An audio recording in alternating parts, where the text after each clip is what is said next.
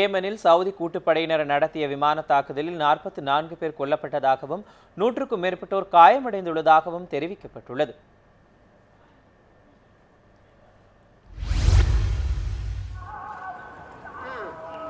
ஏமனில் Houthi போராளிகள் மற்றும் அதன் கூட்டுப்படைகளை குறிவைத்து சவுதி தலைமையிலான கூட்டுப்படை இன்று பல்வேறு பகுதிகளில் விமான தாக்குதல் நடத்தியது.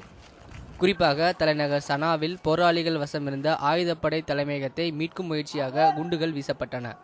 இந்த தாக்குதலில் 5 வீடுகள் உட்பட பல குடியிருப்பு கட்டிடங்கள் முற்றிலும் சேதமடைந்தன. அடுத்தடுத்து 4 முறை நடத்தப்பட்ட இந்த தாக்குதலில் பொதுமக்கள் தரப்பில் 20 படை வீரர்கள், அதிகாரிகள் என 24 பேர் கொல்லப்பட்டதாகவும் 100க்கும் மேற்பட்டோர் காயமடைந்துள்ளதாகவும் தகவல்கள் வெளியாகியுள்ளன.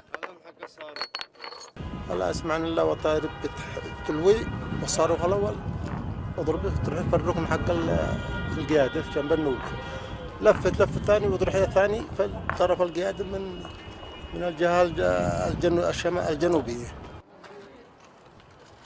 கடந்த சில நாட்களுக்கு முன்பு சவுதி எல்லைப் பகுதியில் ஏமன் கிளர்ச்சியாளர்கள் திடீர் தாக்குதலில் ஈடுபட்டனர். இதற்கு பதிலடியாக சவுதி கூட்டுப்படை இந்த தாக்குதலை நடத்தியுள்ளது. தயானந்தன், உலக செய்தி பிரிவு, நியூஸ் 7 தமிழ்.